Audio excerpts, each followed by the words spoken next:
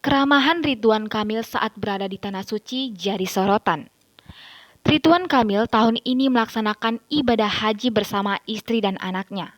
Seperti diketahui, keberangkatan Ridwan Kamil ke Tanah Suci untuk menunaikan ibadah haji atas nama sang putra, Emeril Khan Mumtaz atau Eril. Selama berada di Mekah, Gubernur Jawa Barat itu mengunjungi Ka'bah dan tempat-tempat lainnya untuk melakukan serangkaian ibadah dengan syarat-syarat yang telah ditetapkan.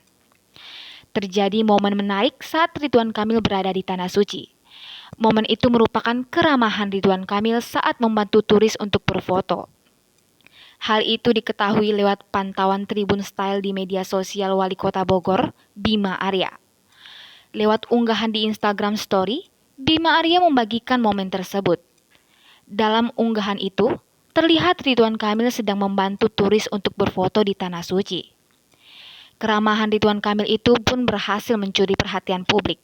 Pada unggahan terbaru di Instagram Bima Arya, Wali Kota Bogor itu juga tampak bagikan fotonya bersama Ridwan Kamil.